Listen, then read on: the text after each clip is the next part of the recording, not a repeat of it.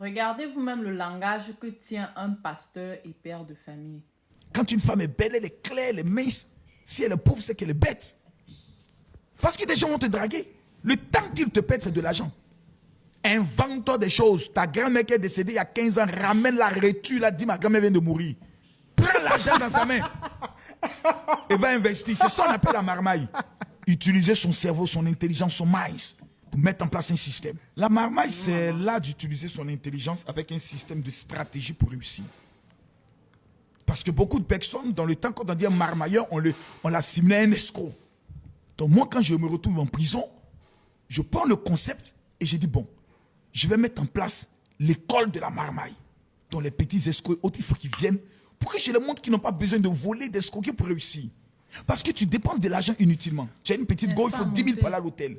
10 000 pour la nourriture. Il faut l'amener dans un bon restaurant. Et 10 000 comme agent de police, ça fait 30 000. Ça, c'est quand tu fais un seul coup par semaine. Hein. Bon, pas multiplié par 4 semaines, tu as 120 000. Multiplié par 10 mois, tu as 1 200 000. Tu peux réaliser quelque chose, tu peux ouvrir. Je peux lui dire, avoir un petit taxi en Côte d'Ivoire avec. C'est un moto-taxi et autres. Donc, tu perds de l'argent inutilement dans les fesses des femmes. Maintenant, comment utiliser son intelligence? Retournons au village. Va escroquer le chef du village. Fais-lui croire que des investisseurs vont venir bientôt. Tu as besoin de 5 hectares. L'imbécile va te donner les 5 hectares.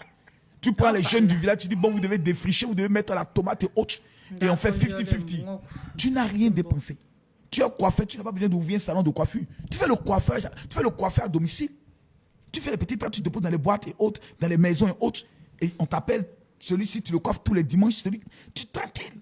Ça, donc, c'est des idées que je leur donnais. Quand une femme est belle, elle est claire, elle est mince. Si elle est pauvre, c'est qu'elle est bête.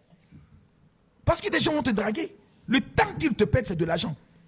Invente-toi des choses. Ta grand-mère qui est décédée il y a 15 ans, ramène la rétue, là, dit ma grand-mère vient de mourir. Je ne sais pas trop quoi. Prends l'argent dans sa main. Je ne sais pas si je devrais en rire ou en pleurer parce que là, on parle quand même d'une personne en qui les gens croient.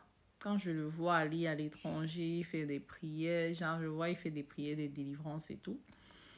Et que je vois que le lendemain, il fait ce genre de sortie, j'ai un peu froid dans le dos, quoi. C'est vrai qu'on dit souvent, il faut savoir dissocier la personne du personnage. Genre, dans la vie réelle, il est pasteur, sur Internet, il est marmailleur, mais à l'entendre parler, c'est pas que sur Internet qu'il est marmailleur. Parfois, j'ai envie d'accorder le bénéfice aux gens, du doute aux gens, dans le sens où je dis, bon, sur Internet, chacun dit un peu ce qu'il veut, mais bon, dans la vie réelle, on est tous différents. Mais là, tu es quand même un pasteur, tu es quand même un modèle de société.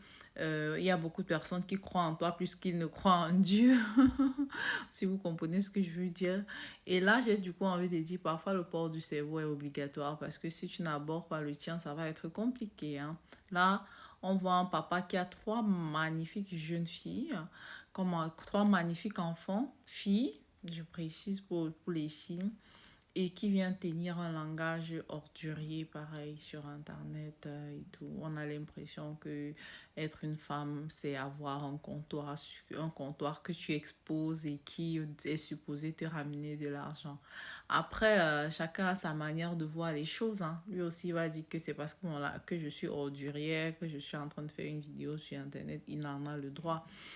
Donc voilà, je sais pas trop ce que vous en pensez, mais je trouve que ça c'est une sortie super maladroite.